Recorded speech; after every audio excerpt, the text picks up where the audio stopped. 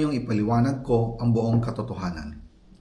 Matagal akong hindi nagsalita dahil may direktang utos sa akin.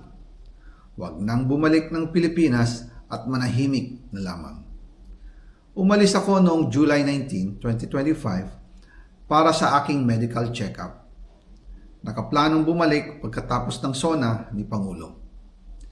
Pero habang papauwi na ako, tinawagan ako ni dating Speaker Martin Romualdez at sinabihan, "Stay out of the country. You will be well taken care of as instructed by the President." Noon naniniwala pa ako sa kanila, kaya't hindi ako bumalik. Tumikom ang aking bibig, sumunod ako, pero ang hindi ko alam, ang ibig pala nilang sabihin sa aalagaan ka namin ay gagamitin ako bilang panakipbutas sa kanilang kampanya laban sa korupsyon. Ginawa nila akong poster boy ng kanilang sariling kasinungalingan. Ngayon, hindi na ako mananahimik, ilalabas ko ang lahat ng katotohanan. May resibo, may ebidensya, at may pangalan. Nagsimula ito nung tumawag si Sekmina Pangandaman sa akin nung nag-umpisa ang BICAM process last year, 2024. Ang sabi niya, katatapos lang ng meeting nila ni Pangulo at may instructions na mag-insert o magpasok ng 100 billion worth of projects sa BICAM.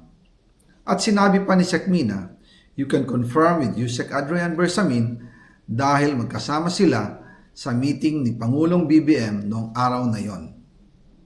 Tinawagan ko po agad si Yusek Adrian Bersamin at tinanong ko kung may instruction nga ba ang Pangulo na magpasok ng 100 billion during their meeting. Ang sabi niya ay totoo nga po. Right after our conversation, tinawagan ko po si dating Speaker Martin Romualdez at nireport ko ang instructions ng Presidente to insert the 100 billion projects. At sinabi niya sa akin, what the President wants, he gets.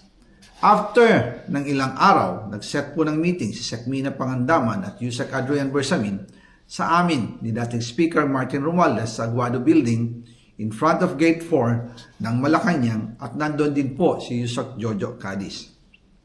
During the meeting, binigay po ni Yusek Adrian Bersamin ang listahan na worth 100 billion. Tinanong ko po si Yusek Adrian kung saan galing ang listahan. Ang sagot niya, galing kay PBBM mismo at binigay niya ito mula sa brown leather bag.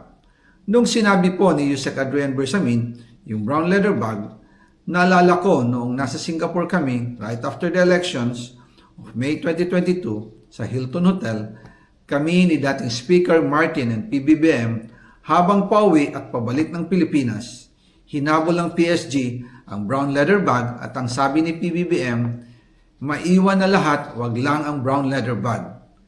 Kaya naniwala ko na utos talaga ito ng Pangulo.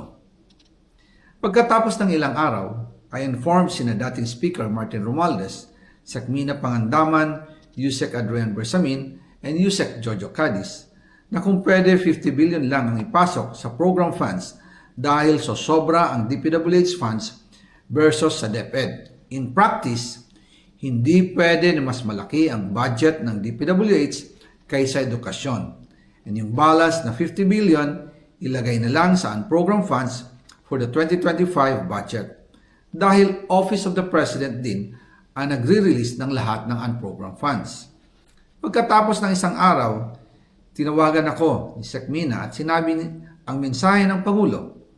Ipasok ninyo yan dahil pinangako na sa akin ni Speaker Martin yan at hindi na pwedeng baguhin. Kumbaga, ang utos ng hari hindi pwedeng mabali. Again, I informed the Speaker and asked clearance about the instructions ng Pangulo. At ang sabi niya, wala tayong magagawa.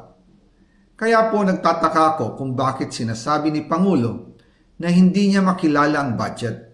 Samantalang lahat na binawas at dinagdag sa mga ahensya ng gobyerno ay humihingi ng approval sa kanya si Sekmina